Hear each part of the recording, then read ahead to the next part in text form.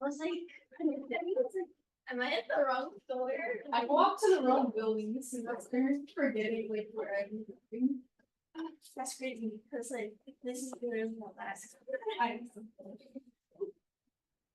Is this your last lecture? Yeah. I'm no more classes with my notes.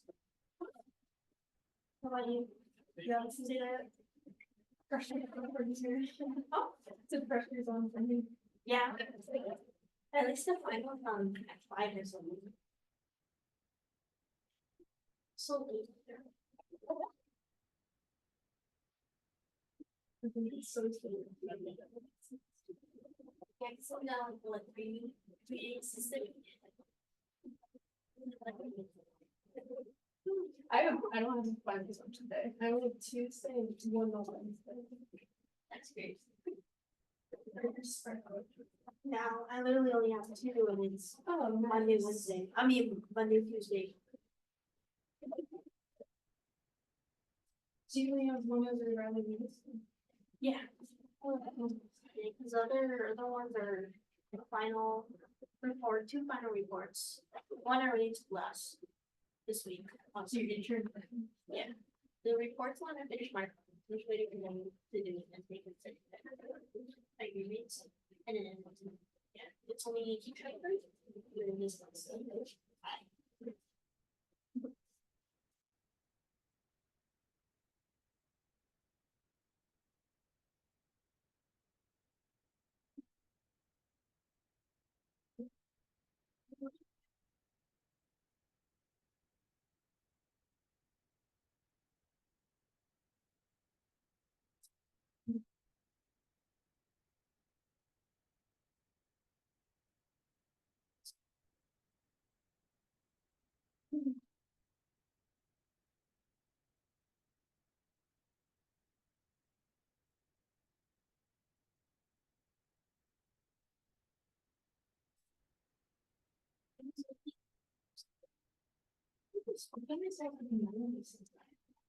on Sunday or Saturday or no Friday. Tomorrow. 19 days. on Saturday. That's it. You gotta move outside. Not too bad. I'm gonna take a week off. I'm gonna be inside.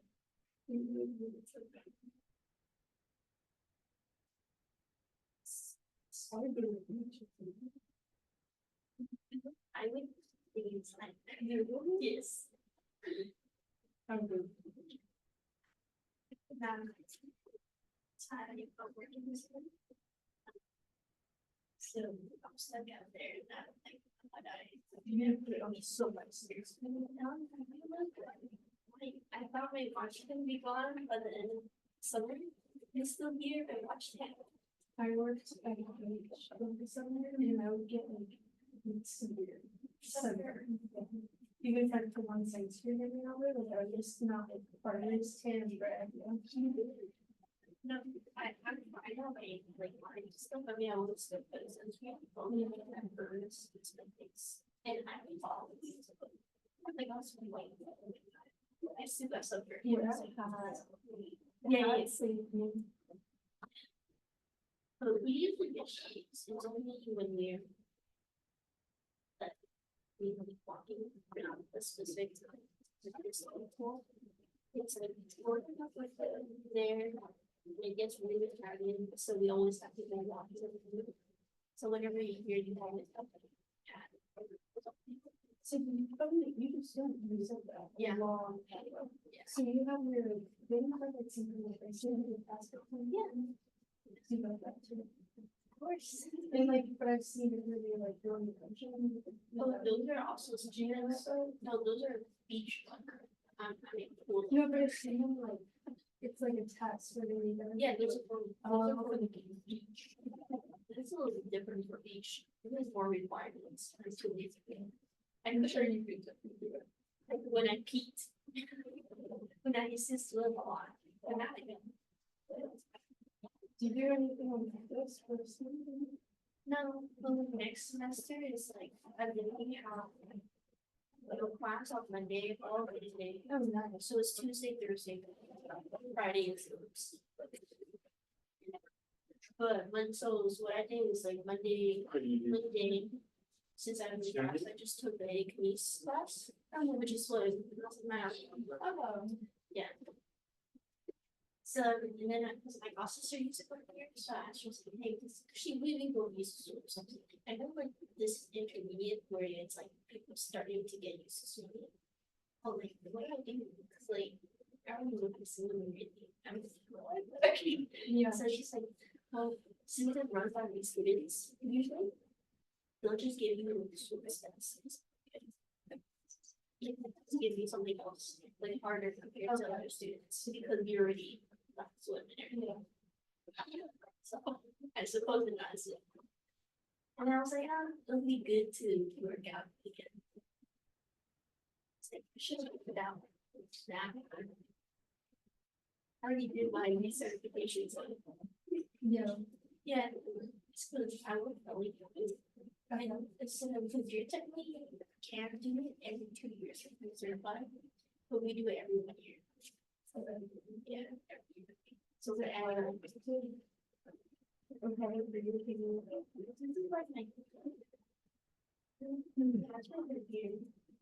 yeah, 3, 4 years. So I'm like, 3 years. Yeah, because I started in 2022. So And so you never stop at the yeah, it's seasonal, so it's like part time, but I get all summer or is it during school? oh, I don't do this. I mean, school because it's like I'm ready for it. Yeah, some people do, but I'm like, oh, I want to do it. All right, it's 4 o'clock. Let's go and get started. All right, good afternoon, everyone. How's everyone doing? The last day? Hanging in there? All right, so today is our final day. So like I promised, we're not doing anything new today. So we're just reviewing for the final. So I checked the poll right before I came to class, and I know I said I would do top 2, but there was a top 1 that was overwhelmingly voted as the topic that people wanted to see, which was Laplace transform. So I think what I'll do today is kind of spend today talking about that. Okay. So my plan for today is, we're going to just do a bit of review in terms of the Laplace process, in terms of solving differential equations with Laplace transforms. And then we're going to spend a good amount of time doing an example. And it's going to be one that we haven't done before, which is the Laplace problem on the practice final. And so we'll do that one together today, just so that you have that solution for that as well. Okay. All right, so one announcement I do want to make is that I am still going to have office hours next week. So for you guys, since our final exam is on Tuesday, the only relevant office hours for you is going to be the Monday office hours. Unless you want to come by later in the week to say hi, which I'm not opposed to, but but if you want help before the final, my usual time, Monday, 10 a.m. to 11 a.m. is still going to be available. But I'm also doing 1 extra office hours in the afternoon. So in case you can't make it in the morning, you can come in the afternoon and ask your questions during that time frame, 3 to 4 p.m. The only thing is that I'm not going to be here on Monday. I'm going to be working from home. So all of the Monday office hours are going to be over Zoom. And so you can join via the Zoom link on the Canvas website. Okay. All right. So hopefully that extra office hours, I know the morning time slot can be a little bit difficult to make for some people. So hopefully the afternoon one is a bit easier for people. Okay. All right. Any questions I can answer before we get started for today? Okay. All right. So let's start our review. Okay. And so the main one that we're going over today is the Laplace transforms.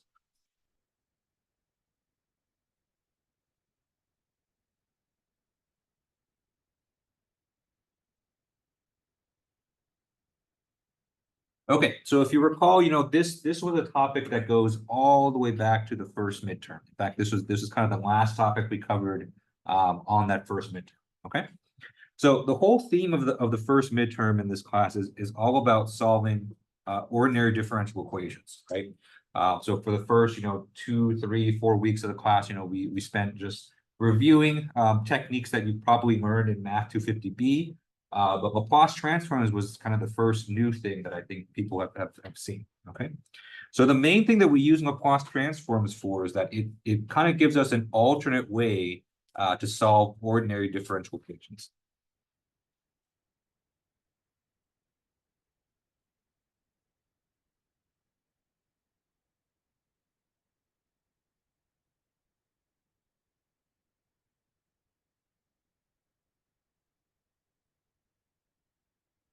Okay. Now you can make the argument that it's easier. You can make the argument that it takes longer. You know, there's a lot to be said about the Laplace transform method, but you know, it does give us an alternate way to solve these ODEs. And it could be really useful in some cases, especially when our forcing function is a little bit non-traditional. Okay. So the way to basically solve an ODE with Laplace transforms is to, you know, first step is that you're going to take the Laplace transform of the entire ODE.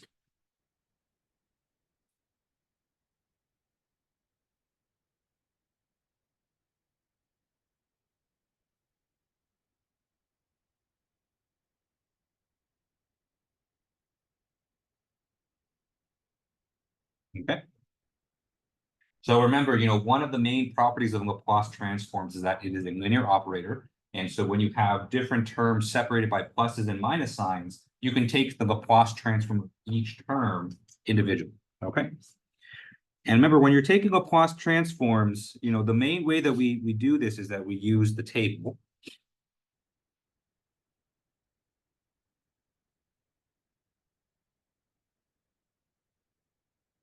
Okay. Right, so for every standard function that we'll have in our ordinary differential equation, we'll be able to use the Laplace table to find their Laplace transform. Okay. Now, the other type of term that you're going to be taking Laplace transform of is all the derivatives.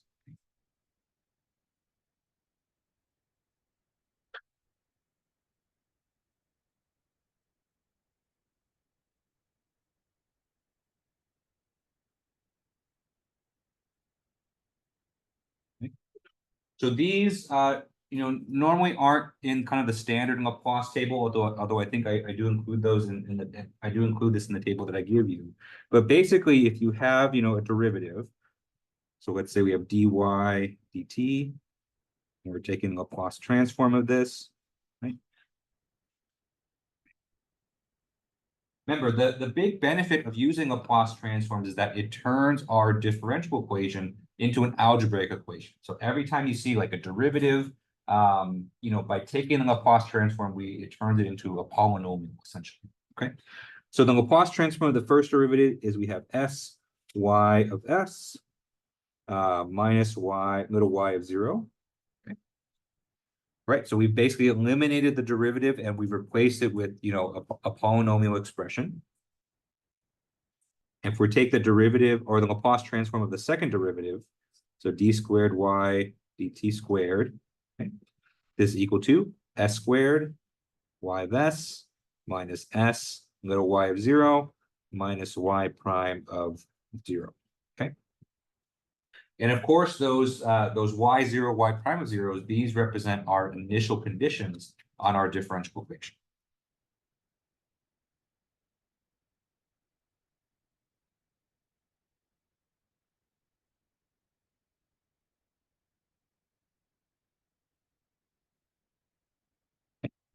And the initial conditions for these problems are always going to be given to you.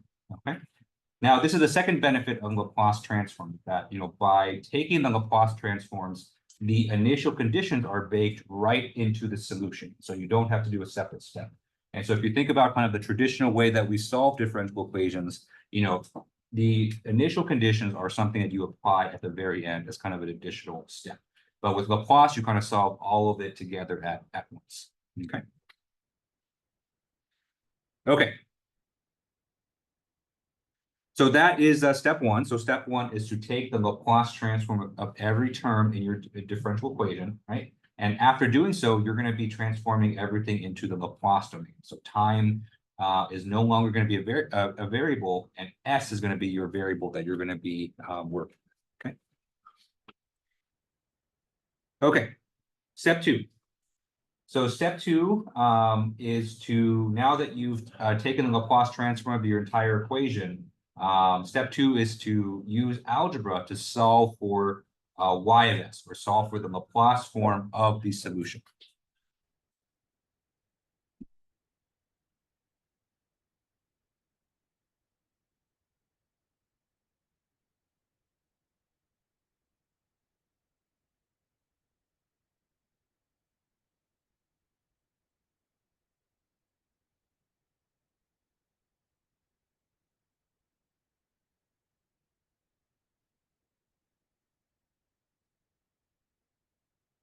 Okay.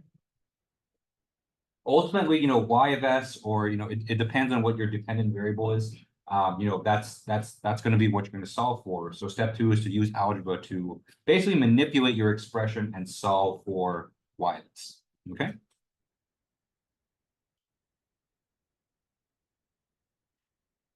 Okay.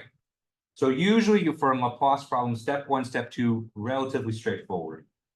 Step 3, this is, I think, the part that kind of trips people up. So step 3 is now that we've solved for y of s, we need to take the inverse Laplace transform of y of s to compute y of t.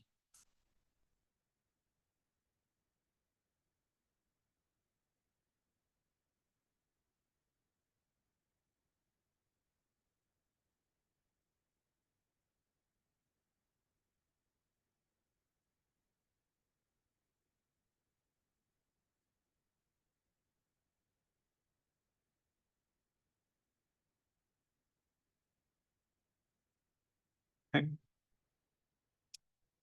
Which, by itself sounds very simple, but like they say, the devil is in the details of this part here. Okay.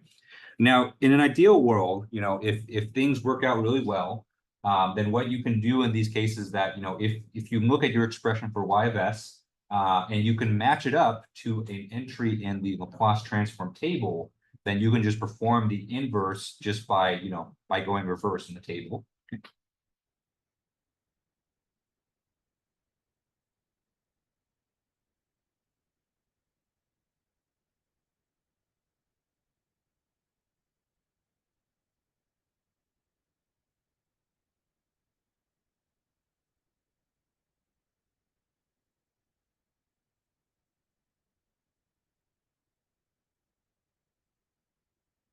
Right. So if there are terms in your Laplace expression that you can just inverse straight up, that's usually the ideal case. Okay. But more likely than not, that's not going to be the case. And so you're not going to be able to look up a term direct, or look up an expression straight from the table, because it may not be there. Okay. And so what's more likely is that you're going to have to work on this and break apart certain terms through algebra. And usually that involves, partial fraction decomposition.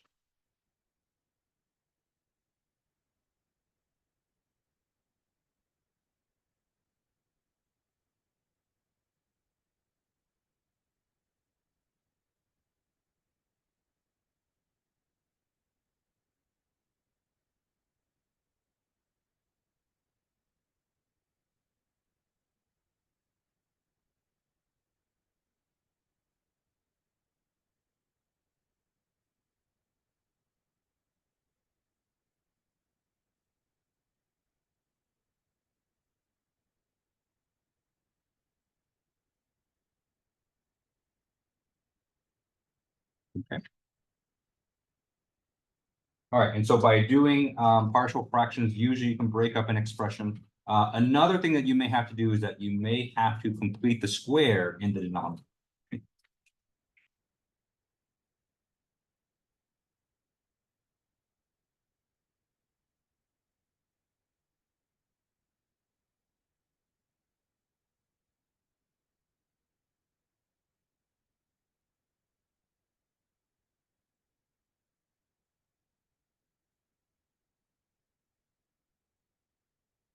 Okay. So I think the thing that tricks people up with Laplace is that first 2 steps, I think most people can get that down pretty well. This last step, kind of takes a lot of intuition. It takes a lot of when do you use partial fractions? When do you complete the square? When is it best to do this? And so it's it takes a lot of kind of pattern recognition and seeing what would work best. Okay. My recommendation is always, right after you do step 2, look at each term in your Y of S expression and see if there's a table entry that looks like it could be similar to.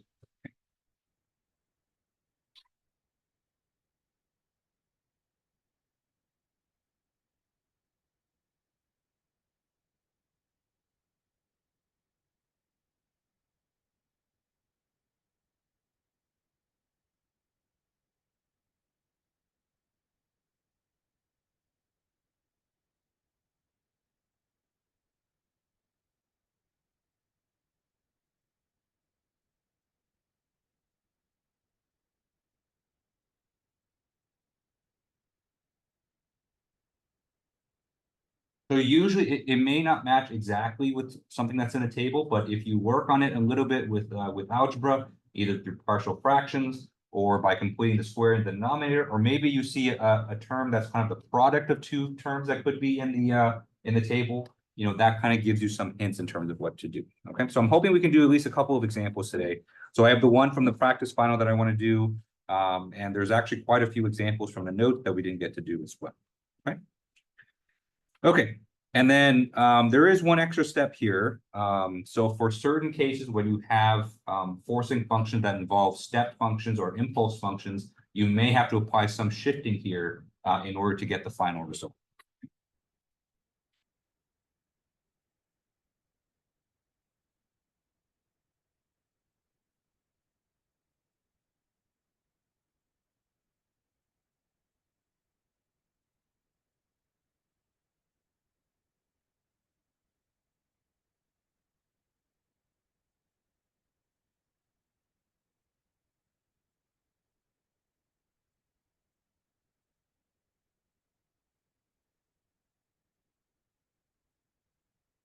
Okay. And the example we're going to do today definitely has that, and so you'll get to take a look and see how that's done. Okay. But remember, basically the primary way we do shifting is to basically ignore the shifting term and take the inverse first, as if it were just a regular Laplace term, and then apply shifting afterwards. Okay.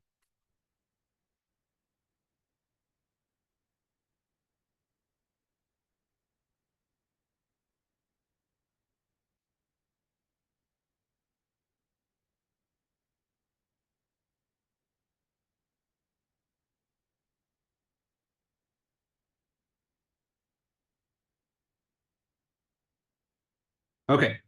All right, so that's the process. And so by the end of this process, you're going to get your solution to your ODE. The initial conditions will already be accounted for, as if you kind of solved it the tradition. Okay. All right, any questions on this process here before we jump into an example? Okay, all right, so let's do an example, and this example will be from the practice final. And so I know I don't have solutions posted for it, but this you can consider this to be the solution to this problem here. Okay. Okay, and so if you look at the practice final, this is, if I can zoom out here, problem 3.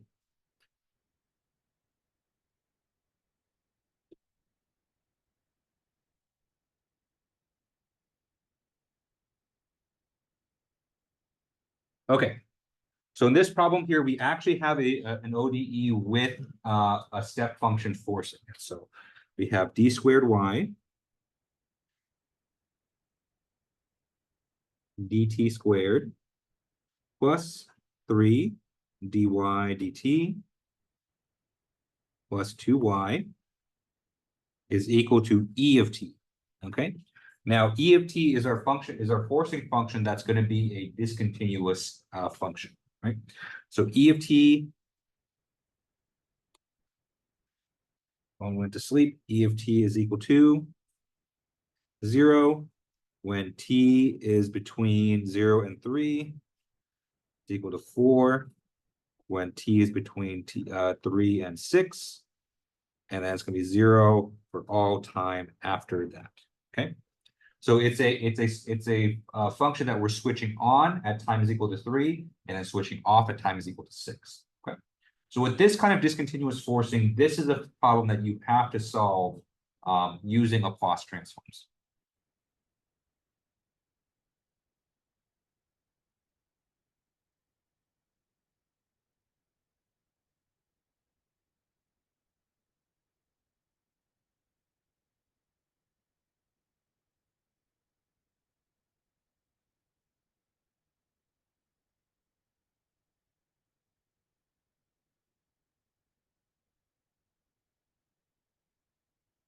Okay. All right, so we're going to go through the process of solving for the solution to this differential equation y of t using Laplace. All right, any questions on how we set up this problem here? Okay. All right, so actually, first thing we're going to do before we start doing Laplace is that we have to represent our forcing function in terms of step and impulse functions, which in this case is just going to be step functions because we have just, you know, our forcing function turned on and it turns off. Okay. So that's part A of this problem. Okay, so part A, represent forcing function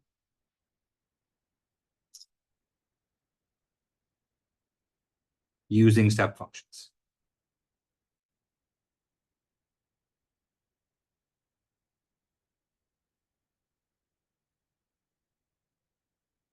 Okay. So this one's very simple. So we have a function that turns on at t is equal to 3.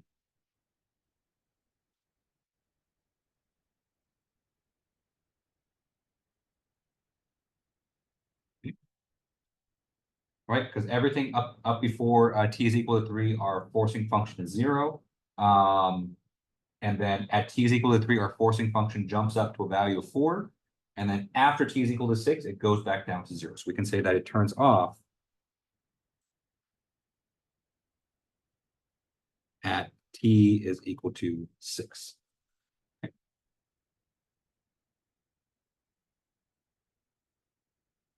Okay, so let's represent that using step functions. So we have e of t is equal to.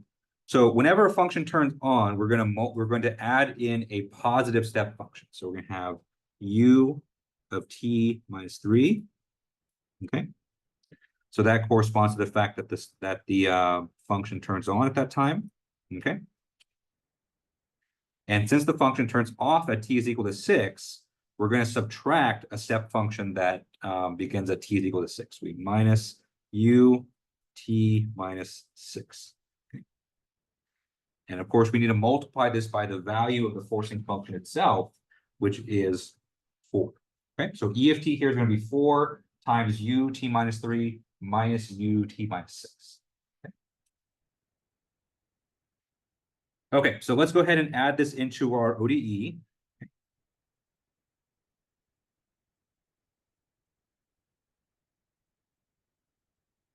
Okay, so our ODE here is d squared y dt squared plus 3 dy dt plus 2y is equal to 4 multiplied by u t minus 3 minus u t minus 6.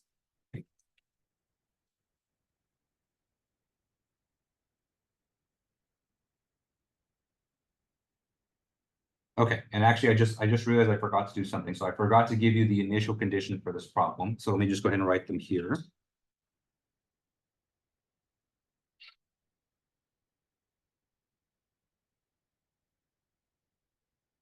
Okay, so our initial conditions, first we have y of 0. So when t is equal to 0, y of 0 is equal to 0. Another one, we have y prime of 0.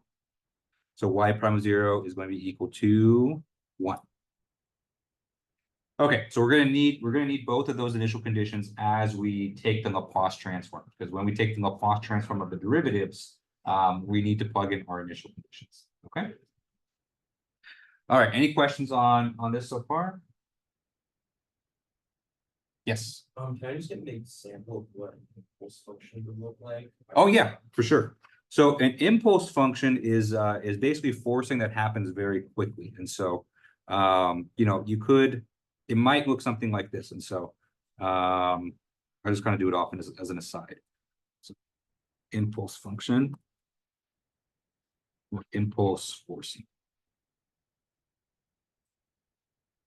Okay, so for an impulse of forcing, usually it's going to be displayed like this. And so an impulse forcing is basically something that occurs very, very quickly. So it's only present for just a very small period of time.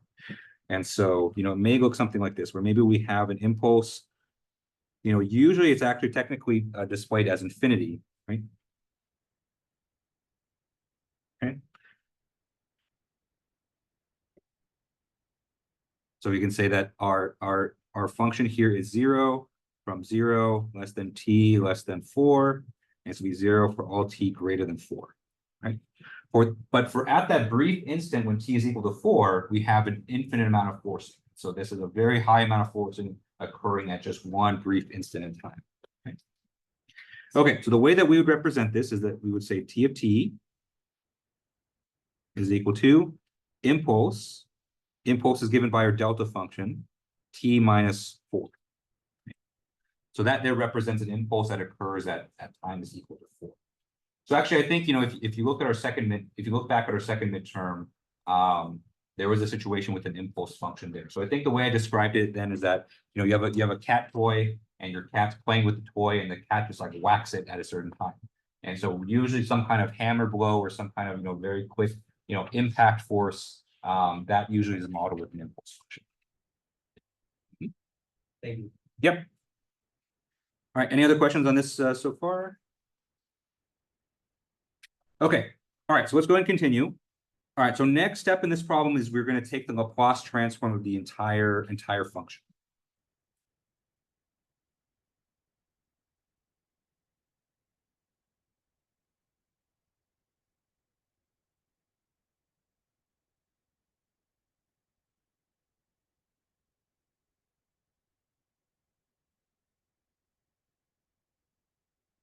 Okay, so let me go ahead and write out the function again, and we'll take the Laplace transform one term at a time.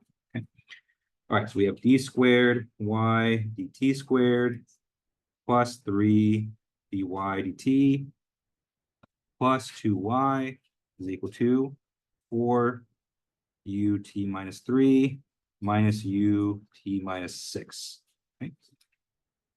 Okay, so we're going to take the Laplace transform of every single term here. So we're going to take the Laplace transform of this first term, Laplace transform of the second term, Laplace transform of the third term, and then Laplace transform of each of these ones here. So we have Laplace transform of this, and minus Laplace transform of that.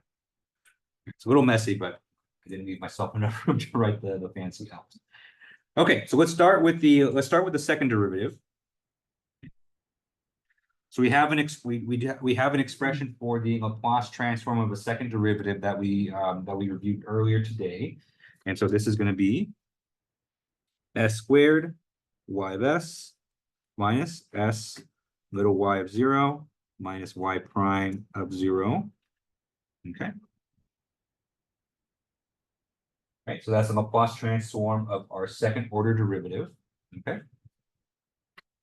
Next, we have the Laplace transform of our first order derivative. Now we do have a 3 here. Remember, any constant term that's multiplying by our function, we can just factor out, because remember, Laplace is a linear operator, so all of these constant multipliers just kind of come out. Okay. Okay, so the next term, what that's going to look like is plus 3. Okay, so I basically took 3 out of the expression.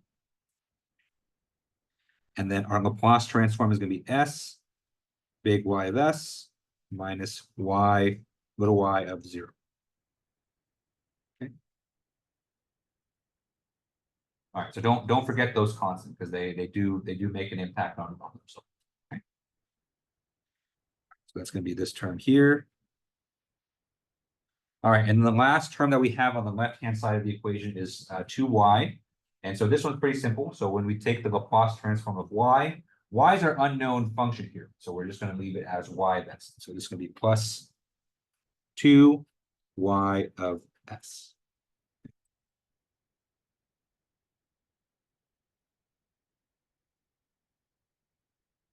Okay, good.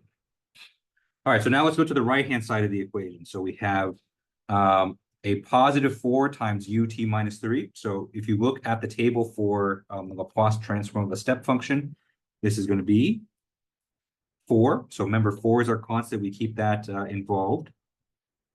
We multiply by an exponential that represents the shift. So here we have a step function that's shifted by an amount of t is equal to 3. So we have e to the minus 3s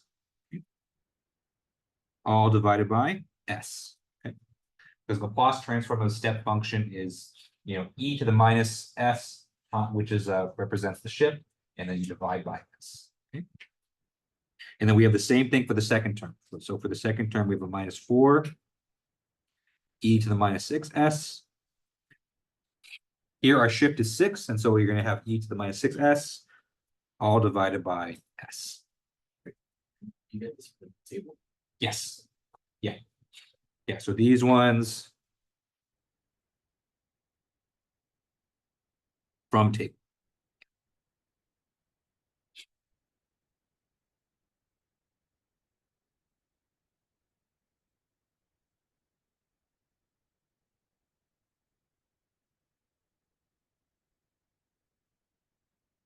All right.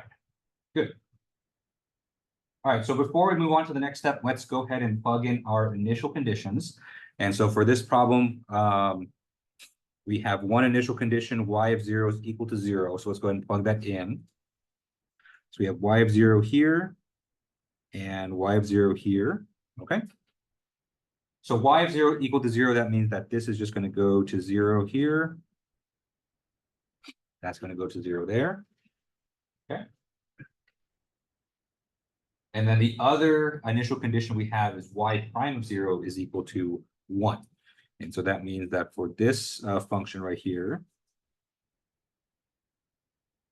so we're going to plug in a 1 for that one, because that's where our initial condition shows.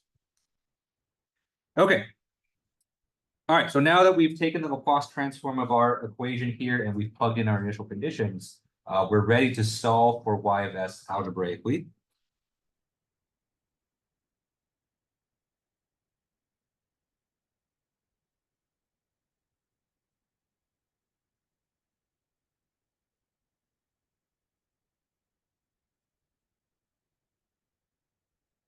Okay. All right, so first thing, let's simplify the left-hand side. So on the left-hand side, we're going to have s squared y of s plus 3s y of s plus 2 y of s, okay, minus 1 is equal to 4 e to the minus 3s over s minus 4 e to the minus 6s over s. Okay. So all I did there was I just simplified it just to kind of clean things up. So all the 0 terms are gone. Okay.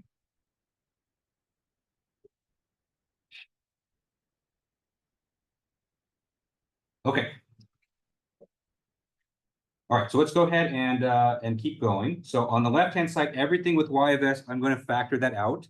And then this minus 1, I'm going to move over to the right-hand side of the equation. And so first of all, we're going to have y of s multiplied by s squared plus 3 of s plus 2 is equal to 4 e to the minus 3s over s minus 4 e to the minus 6s over s. Plus 1. Plus 1, thank you.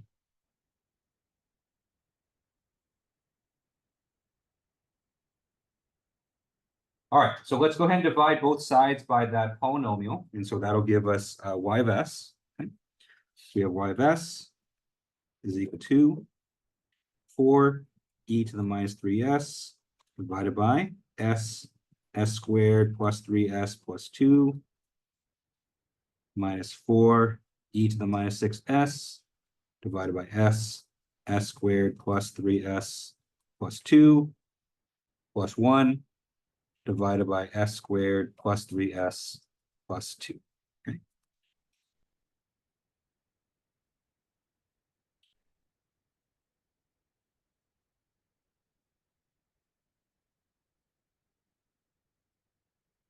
All right.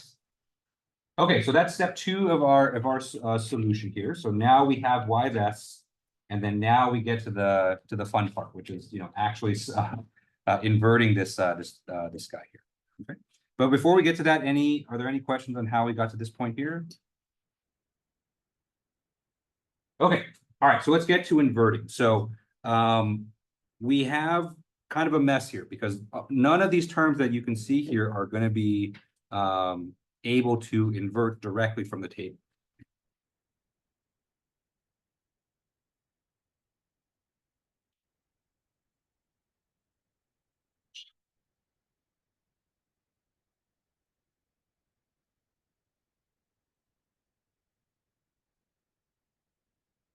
All right, and so we're gonna have to work on some of the terms here in order so that we can perform our inversion. Okay. Now, the first thing that we're gonna need to tackle here is we're gonna need to tackle this polynomial, right? That's kind of the big kind of elephant in the room for us to kind of deal with first. Now, whenever you have a polynomial like this, the question becomes, should you try to just do partial fractions, or should you try to complete the square?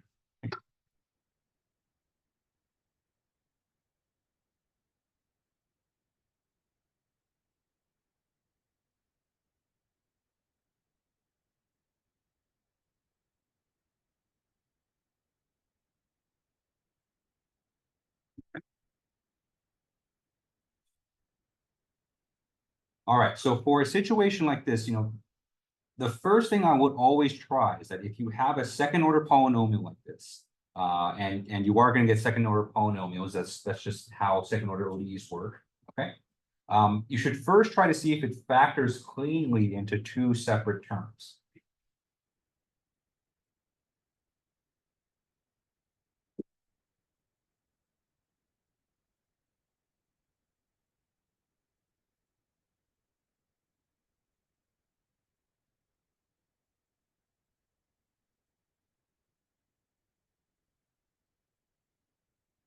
Okay.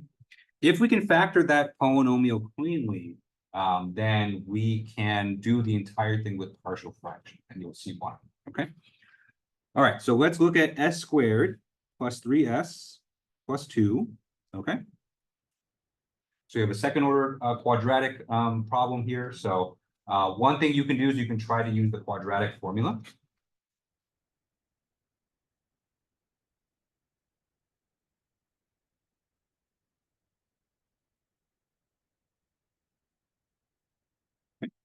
So you have S1, S2 is equal to minus B plus or minus square root of B squared minus 4AC divided by 2A. Okay. So let's go ahead and plug in the coefficients into that quadratic equation, okay, quadratic formula. All right, and so in this case, B is equal to 3, A is equal to 1, and C is equal to 2. Okay, so we plug that in, we have minus 3 over 2 plus or minus square root B squared, so we have 9 minus 4AC, so minus 4 times 1 times 2, so that's 8. All divided by 2. Okay. And so luckily we see here that underneath the radical, we have a real number. So we have a positive 1. And so that means that this is going to be able to factor cleanly into 2 terms. Okay. Or we hope it's 2. Okay. So we have minus 3 over 2 plus or minus square root of 1 over 2, which is just 1/2. Okay. And so that tells us that our 2 values for S are going to be a minus 1 and a minus 2. So that means our factored form here is S plus 2, S plus 1. Okay. Now, of course, you don't have to go through the quadratic equation if you're able to kind of see that just by inspection. Then that works too. But I just showed you the quadratic equation just so that you kind of know. Okay. Okay. So this is good. So because we are able to factor our polynomial here, that means we should be able to solve this equation through all partial fraction decomposition.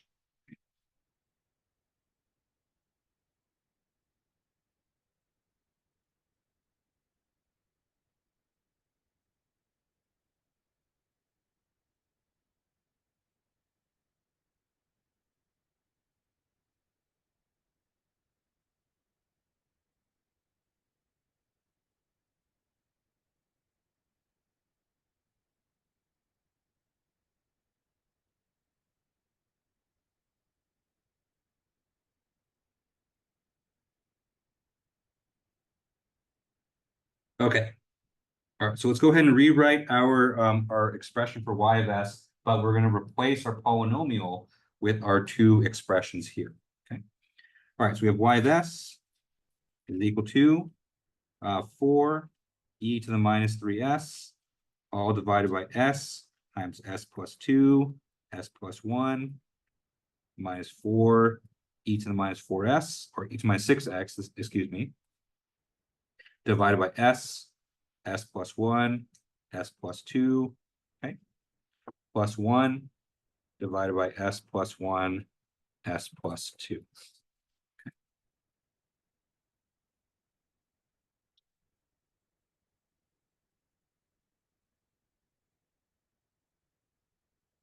All right, so this looks good. So we have two types of terms here. So if we ignore kind of the shifting term, we have 4 over s times s plus 2 times s plus 1, and we have 1 over s plus 1, s plus 2.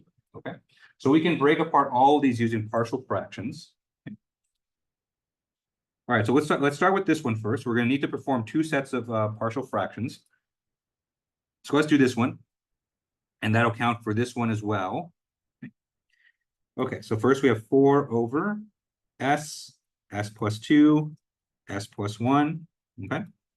And so in partial fraction decomposition, we're going to break this up into 3 different fractions, each one containing a piece of that denominator. So we have a over s plus b over s plus 2 plus c over s plus 1, okay?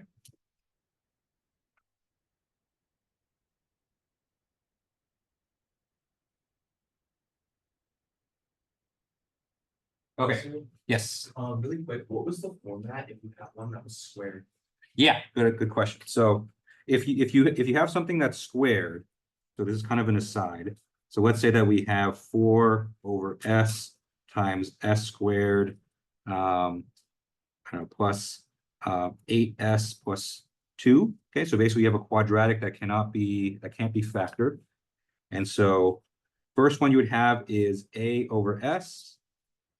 And then for the second term, because you can't factor out that second polynomial there, you're gonna have to group. It's just gonna have to be a term by itself.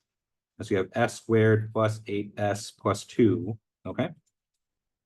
But then in the numerator is always one order less than the denominator. So since the denominator here is order 2, up top here we're gonna have bs plus c.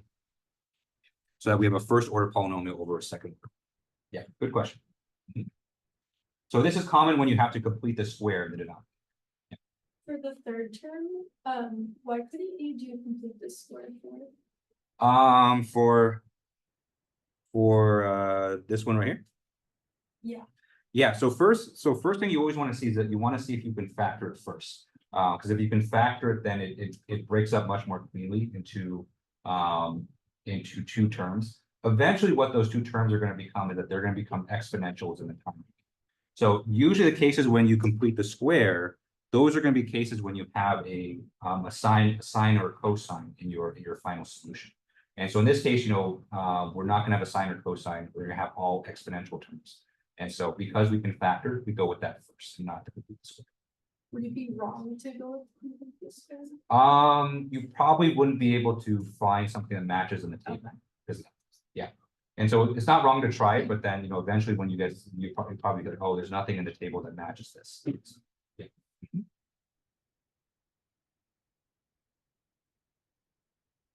Okay. All right. So let's go ahead and continue with this partial fractions and so. Okay, so coming back here. Okay, so let's go ahead and perform this partial fraction. So to perform the partial fractions, we're going to multiply by the denominator here. Okay. And so we multiply by the denominator, we get 4 is equal to a times s plus 1, s plus 2, plus b, s, s plus 1, plus c, s, s plus 2.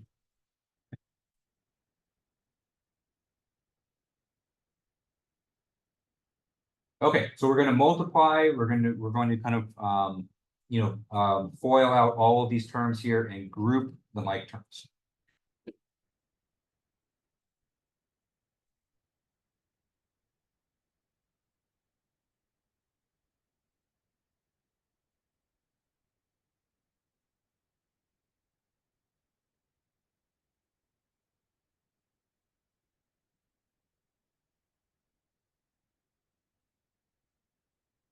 Okay. So if we do that, we get 4 is equal to a times s squared plus 3s plus 2 plus b times s squared plus s plus c s squared plus 2s. Okay.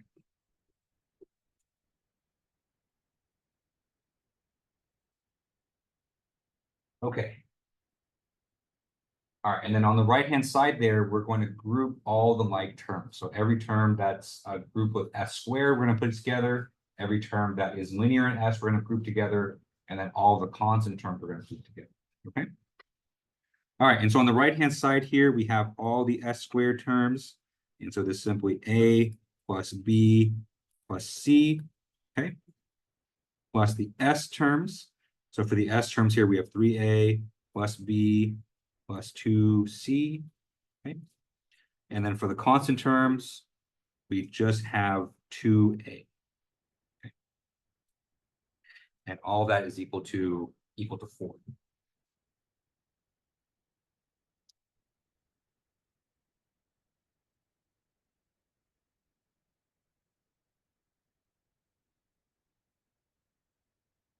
All right. So next step here is we are going to form a system of equations. And so we're going to set each of the terms equal to what they are on the right-hand side. So we're going to have one equation that's going to be for s squared, another equation for s, another equation for the constant term. Okay. And so for s squared here on the left-hand side, we have nothing. So we're going to have 0, and this is going to equal to a plus b plus c. For the s terms, we don't have an s term on the left-hand side, so that's also going to be 0. This is equal to 3a plus b plus 2c.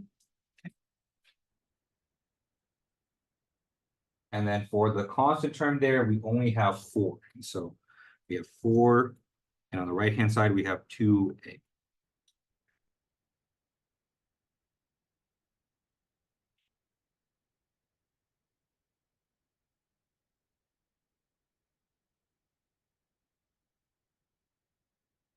All right, so let's go ahead and solve this system of equations. And so, this always is a little bit tricky, but luckily we have one equation here that can be solved outright. So if you look at the very last equation,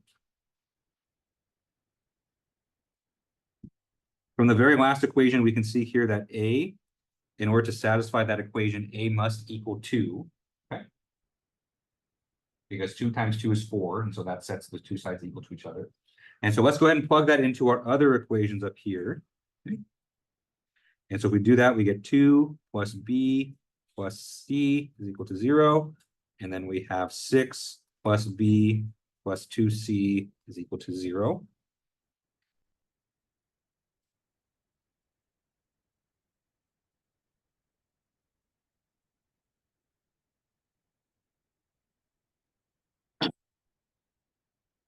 All right, so we need to solve these last two equations for b and c. I think the easiest thing to do here is to solve for b. Well, actually, the easiest thing is let's just subtract these two equations. Okay, and so if we subtract these two, we get, I'm just going to cross this off here. We get a minus 4 right? The B's are going to cancel out because we have a positive B and a positive B on both sides. And then on the C terms, we have C minus 2C. That's going to give us minus C. Okay. And so from this equation, we get C is equal to minus 4.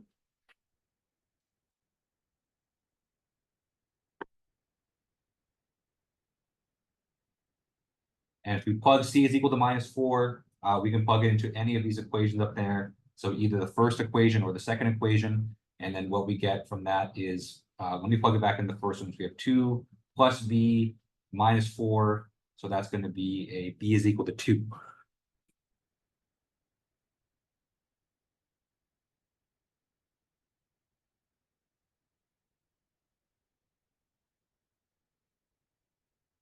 Okay. All right. So let's go ahead and plug these back in. And so our partial fraction decomp, if we come back up to our original decomp looks like this. Okay. And so let's go ahead and plug in values for A, B, and C. Okay. So A is a 2, and so it's going to be 2 over S. B is equal to 2 as well, so it's going to be 2 divided by S plus 2. And then we have a minus 4 divided by S plus 1. Okay.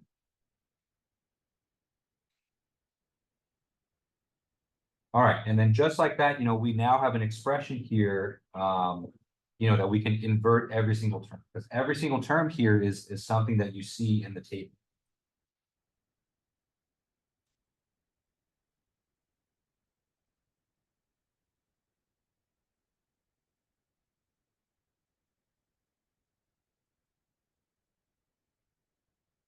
Okay. All right, so let's go ahead and plug this back in. So we have y of s is equal to, now this is going to work for the first term and the second term in y of s. And so we have e to the minus 3s multiplied by 2 over s plus 2 over s plus 2 minus 4 over s plus 1 minus e to the minus 6s multiplied by the same thing. So 2 over s plus 2 over s plus 2 minus 4 over s plus 1. Okay. Right. So all I did was I went back to our original expression for y of s and plugged in for the fractional term. Okay. And then we have one more term out here, which is the term due to our initial conditions, which we have not partial fractioned yet. So we have 1 over s plus 2 s plus 1. So that last term, we do need to do a very quick partial fractions for it, but at least the first two terms here are already done.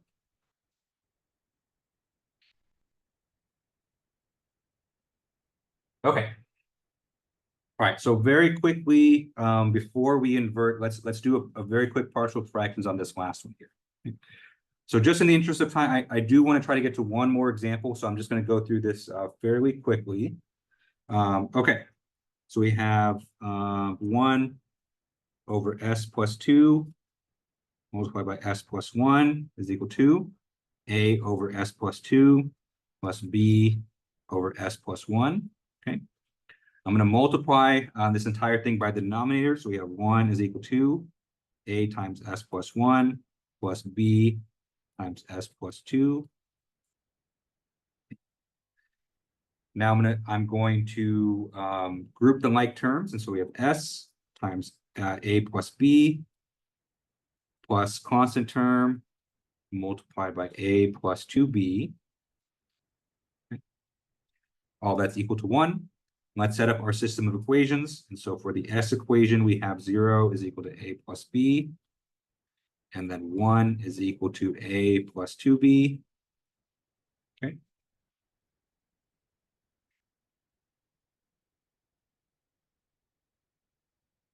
All right, so let's go ahead and solve this this system of equations for a and b. So from the first equation here, we get a is equal to minus b. Okay, let's go ahead and plug that in here. So we have 1 is equal to minus b plus 2b. And so we get b is equal to 1. and A is equal to B.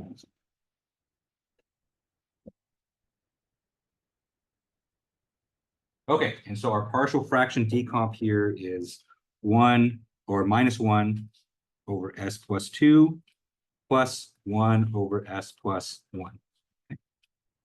All right, so that was kind of a speed run partial fraction. So, yeah, so, but just in the interest. Because with this, so this problem is a good example of step functions, but I do want to show you just very quickly like an ODE that doesn't have step functions, and you can solve it with Laplace transforms as well. Okay, so let's go ahead and plug this back into our original equation. And so I'm just going to scroll back up here. And so if we replace this one here, this is going to be -1 over S plus 2 plus 1 over S plus 1. Okay. We are now finally ready to invert everything because every single individual term here is something that shows up in the Laplace table. All right, any questions on how we got to this point here? Okay, all right, so let's get to inverting. And so I'm just going to invert these in place just in the interest of time. Now we do have a shift here, and so we'll apply the shift afterwards, but let's go ahead and invert each of these individually. Okay, so first one we have here is 2 over S. And so if you look up at the Laplace table, 1 over S is the Laplace transform of just 1. And so this inverse Laplace is just going to be 2. Okay.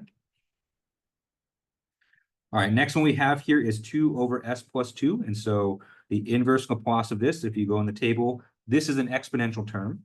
And so this can be 2e to the minus 2t. Okay. And then this term right here, we invert.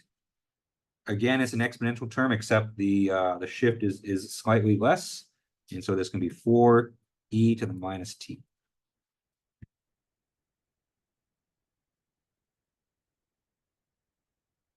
Okay, so all of these we got from the table.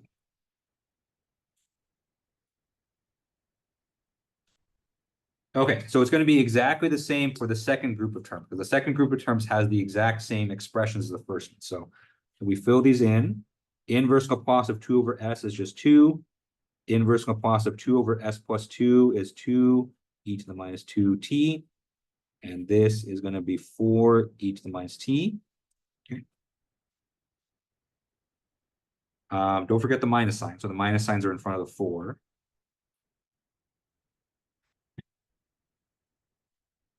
All right, so the last step here is to invert these last two. So this last one here is going to be a -1 times e to the minus 2t. And this one here is going to be a +1 e to the minus t.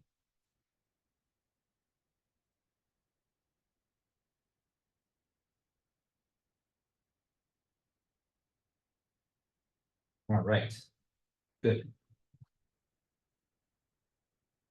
Okay, so let's go ahead and finish this up. And so last thing we're going to do is we need to apply the shift on the first group of terms and the second group of terms. Okay.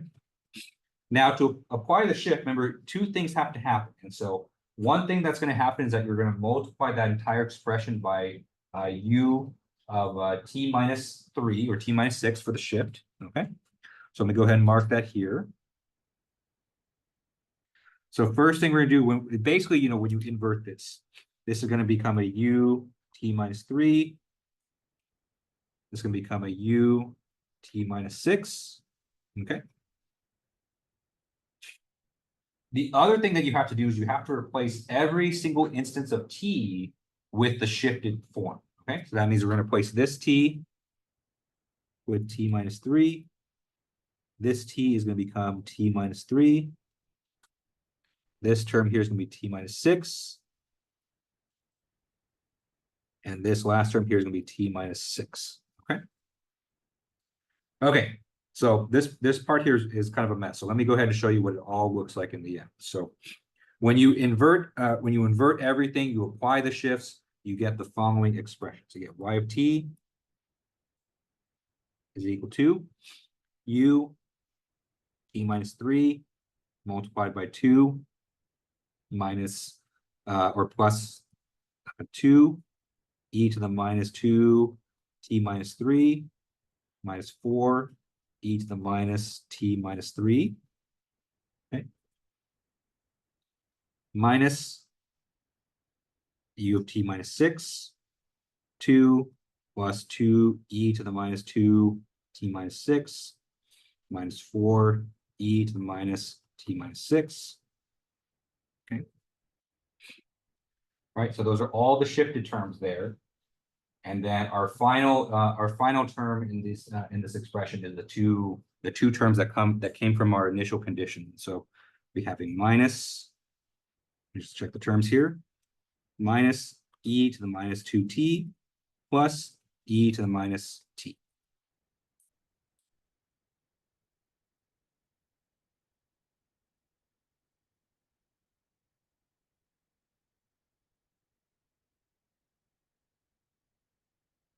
Okay.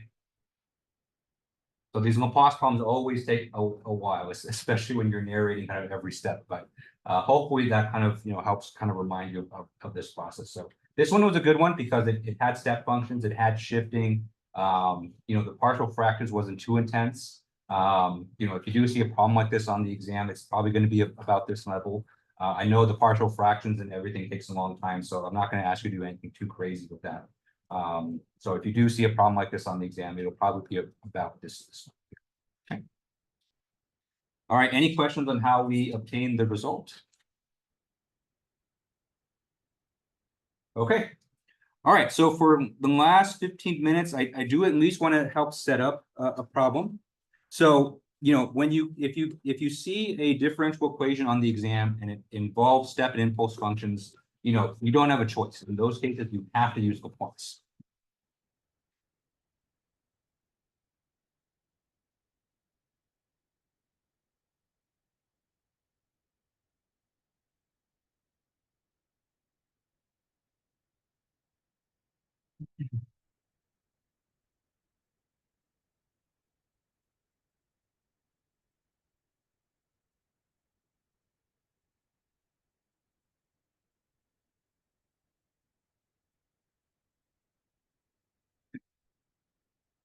So there's no choice in the matter if there's step functions like there was in this problem.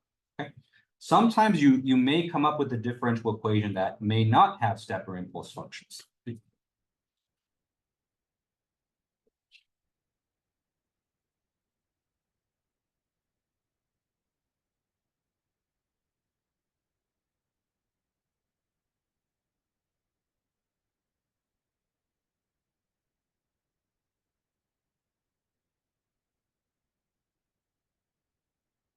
Okay. And so if you just have a standard differential equation with with non-step forcing, non-impulse function forcing, in these situations, I'm going to give you a choice. And so if it does not involve step or impulse functions, you can either solve the differential equation the traditional way. So that's solving for the homogeneous equation, particular solution, applying the initial conditions, right? Or you can solve it with Laplace. And so, I'm going to leave it up to you guys in terms of what you think is easier for you.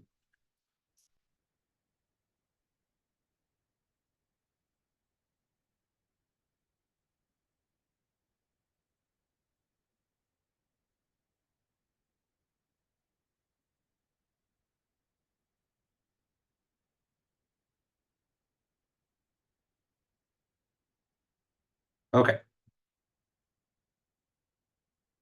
And so in fact, for that second point right there, you can definitely expect one question to be like that on the exam. And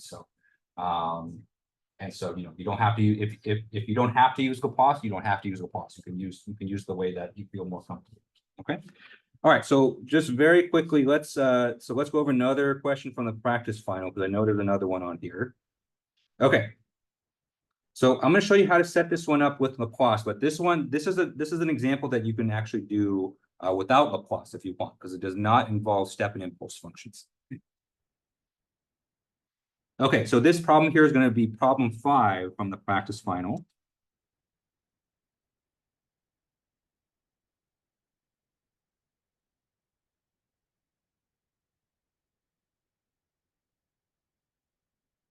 Okay, So this problem right here actually does have a little bit of flavor text, and so I tell you that this equation comes from a mass spring damper system.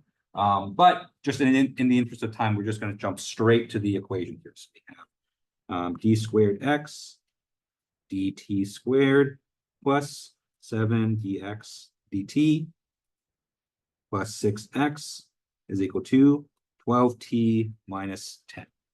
Okay.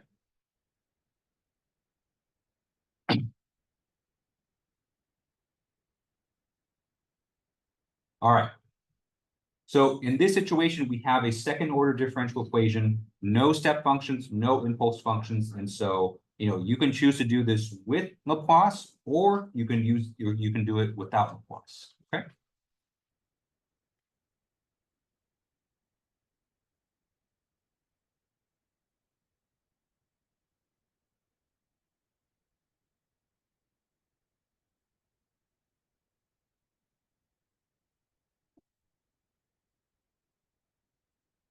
Okay. So I'm going to show you the Laplace way, but feel free to do this without Laplace as well, because this is one where you can solve for a homogeneous solution. You can solve for the particular solution using a method like undetermined coefficients. You can put them all together and then solve for the arbitrary constants using the initial conditions. And speaking of initial conditions, I always keep forgetting to give those to you. So the initial conditions in this case is we have x of 0 is equal to 8. And x prime of 0 is equal to 0. Okay, so let's see how you would solve this with Laplace. And so let's again take the Laplace transform of the entire equation.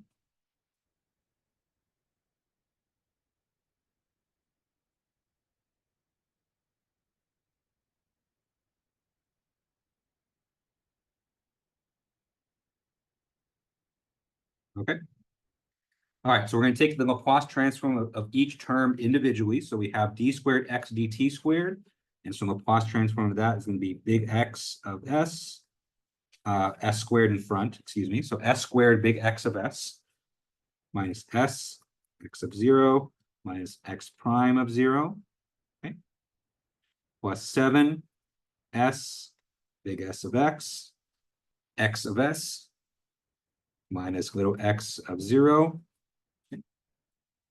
plus 6 big X of s. Okay. This is equal to, okay. So first term on the right-hand side is 12t, and so we need to look up the Laplace transform of t. So that is also in the table, so that's luckily for us.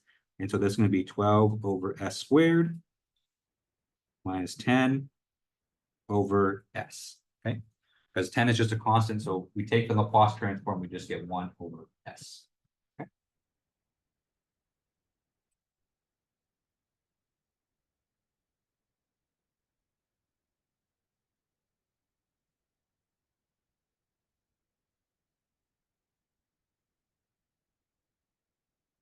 All right, so next thing that we're going to do is we're going to plug in the initial condition. So luckily for us, one of the initial conditions is 0, and so that's x prime of 0. And so this x prime of 0 is just going to go to 0 due to the initial conditions. Okay. But our initial displacement here is going to be non-zero. So I believe it was 8, right? And so this x of 0 is going to be 8. This x of 0 here is going to be 8. Okay.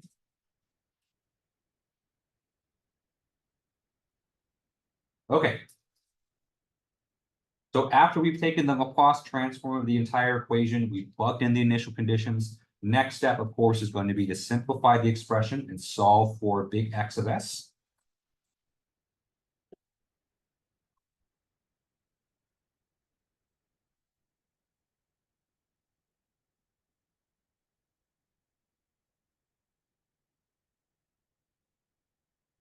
Okay. All right, so we do that, we get s squared plus 7s plus 6. All this is multiplied by big X of s. Okay.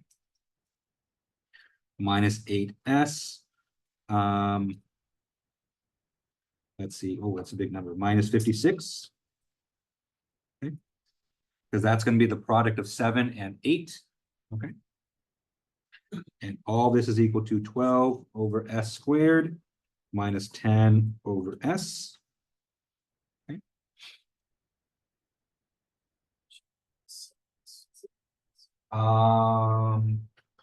7s. Wait, where? Oh, yes, thank you.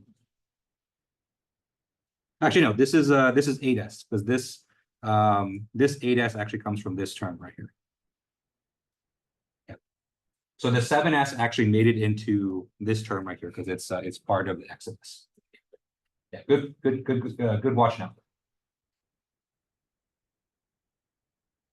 Okay, all right, so let's go ahead and simplify this. And so let's go ahead and move this 8s and 56 over to the right-hand side. And so we have s squared plus 7s plus 6 multiplied by big X of s is equal to 12 over s squared minus 10 over s plus 8s plus 56. Okay. All right, so we're kind of isolating that big X of s on the left-hand side. All right, so let's go ahead and divide by that polynomial. And actually, before we divide by, let's see if we can factor it. So, you know, kind of going back to our discussion from before. So, you know, deciding whether or not we need to do complete the square, or if we need to, or if we can just do everything with partial fractions. Okay.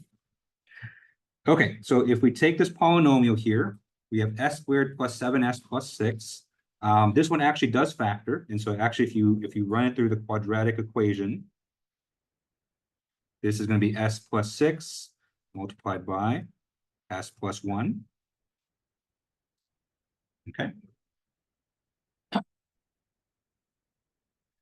All right, so let's go ahead and divide both sides by this this expression here. So we have big X of s is equal to 12 over s squared, s plus 6, s plus 1, minus 10 over s plus 6, s plus 1, plus 8s over s plus 6, s plus 1, plus 56 over s plus 6, s plus 1.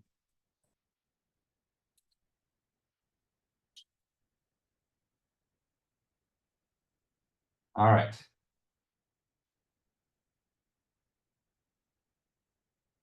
So this one, a little bit of a mess. And so, you know, I'm looking at these, all four of these terms, and actually these, it's not going to be like the last example where we can kind of just do one partial fraction and apply it multiple times. Every single one of these terms is unique. And so with this one, you're going to need to do 4 partial fraction decomps in order to get everything into a good form.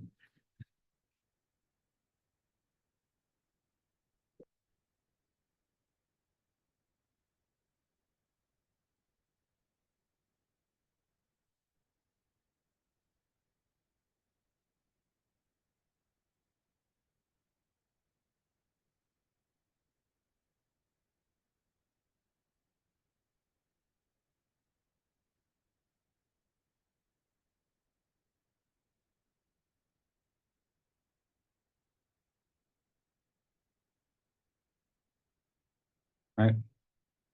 So personally, if this were me on the exam and I kind of got to this point in the problem, I'd be like, you know what, maybe let's turn around and let's go back and let's do the other way. That might be a little bit easier. Now, you know, if you're determined to do this with partial fractions, you can definitely do that. In fact, let me go ahead and show you the first partial fraction decomp, because that one's going to be the hardest, right? And so if you want to do those partial fractions, the first partial fraction here is going to be 12 over s squared plus times s plus 6 times s plus 1. Okay. Okay, so this is a situation where you have s squared in the denominator here. And so whenever you have a repeated root, remember you have to include all iterations of that repeated root. And so it's going to be a over s squared plus b over s. Okay. So you need to include both because that s squared is repeated. Okay. Plus c over s plus 6 plus d over S plus 1.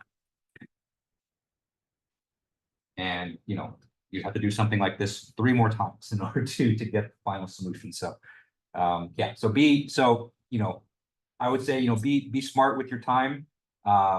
Your guys' final exam is going to be a little bit shorter than the one that's posted, because the one that's posted, I had 4 problems. Your guys' final exam only have 3 problems. There are 2 more short answer questions, and so, but generally a short answer question is a bit faster than a full problem like this. And so, I'm hoping that, you guys will have time to finish everything, but at the same time, be smart. And it's a 2-hour exam, but if you kind of get tunnel visioned on one problem, that time just evaporates very quickly. So, if you see something kind of taking longer than it should, then, maybe it's the time to kind of step back and reevaluate and maybe come at it with a different approach. Okay.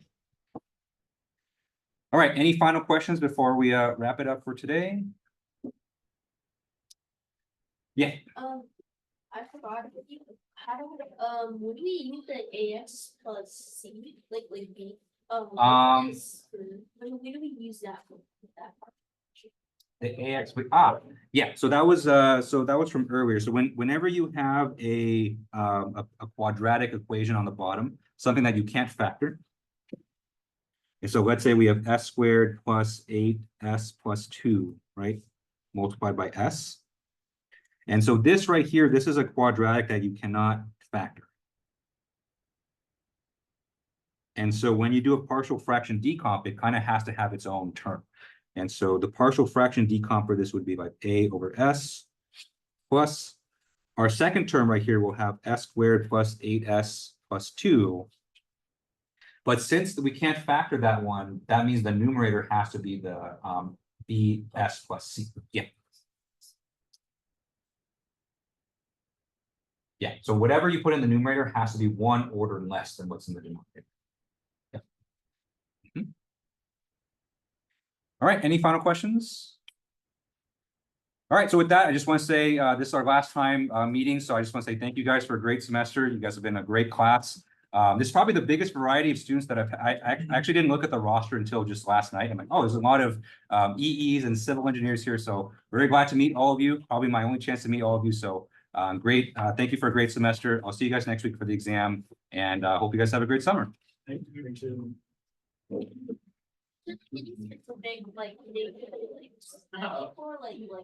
For example, like the homeworks. Yeah, I mean, definitely the homework, definitely the study guide. Study guide will help you a lot with the questions for sure. There's definitely gonna be more conceptual questions on this exam, so you definitely want to do the study guide. And then for the problems, definitely look at the homeworks, all of the in-class exams, the past exams, the practice exams, yeah, all the problems that are on. Then there's gonna be three math questions Yes. and then 4 like word math. Well, eight short answer questions and 3 math questions. Yeah. I have a quick question. So the homework, you dropped the lowest one? Drop the lowest one. Yep. It should already do that. So on Okay. Canvas, it should already be taken. Okay. I'll double check, but I think it does it automatically. Yeah. Maybe it's been a long time, but I didn't get my exam number 2. Maybe I didn't get exam number 1. I was wondering. I don't think you did. So it's in my office. But I have to teach another class. If you're still here at 7 o'clock, I'll be in my office. You can come pick it up. You can come pick it up then. I'm not gonna be. You know. It's okay. Actually, you have the solutions online? I think. I think so. Yeah. Midterm 1 solutions online, midterm 2 probably not online yet. So what Yeah. else? So if it's not there, just email me. I'll put it on. Email you? Okay. The trans. And then, yeah, just so you said it was gonna be 8 short answer. Yep. 3 math questions, like 3 response. Yep. Like what's gonna be like the percentage, like what's gonna be like the amount of material on probability and statistics and like the other subjects? So you can expect one of the math problems to be probability statistics for sure. Just because I haven't tested you guys on that yet. And then for the conceptual questions, anywhere, there's gonna be a little bit of heavier emphasis on that. So I would say at least 3. 3 of 8, at least 3 of the 8. At least 3 of the 8 of the short answer will be probably. Okay. Yeah. And then the rest is just I just review my past exams. Exactly. Things like that. Yeah. All right. Thanks, Professor. Yeah. So for tomorrow. Yes. Oh, taking it, what time? so I'm free, so, I actually have three other students taking a 407 exam. at Okay. noon. Okay. So actually, if you're free, At noon? yeah, so if you're at noon, Okay. I can do it at noon. Okay, I can do noon. Okay, Yeah. yeah, so, actually, so we'll be in CS 504, so it's the fifth CS floor. 504. Yeah, so it's conference room there, so I'll have them take the heat transfer exam, so there's plenty of room in that room, so then you guys, and then you'll take the 308. CS 504. And then, you said you're gonna post the solutions for next year. Could you get it tonight just so I can look at Yeah, it? yeah, yeah, I'll check if it's there, if it's not there, then I'll. Okay, okay, Yeah. perfect, thank you. Yeah, Hi, I Yeah. just wanted to confirm, so the first chapter is not on there, first order? Yes. So, like, would transient and steady state be on there then? you Cause should technically. know conceptually kind of what they are. Because you do have transient and steady state from For second second. orders too. And so I think you should definitely know that. for The conceptual and the calculation for chapter one won't be on there? Okay, and then same with all the vector and Green's theorem Exactly, stuff? Okay. Exactly, And the conceptual won't be on there either? exactly. No. Okay. Yeah, none of the vector calculus stuff. will be. Okay. Conceptual norm. Thank you so much. Yeah, see you guys next week. See you.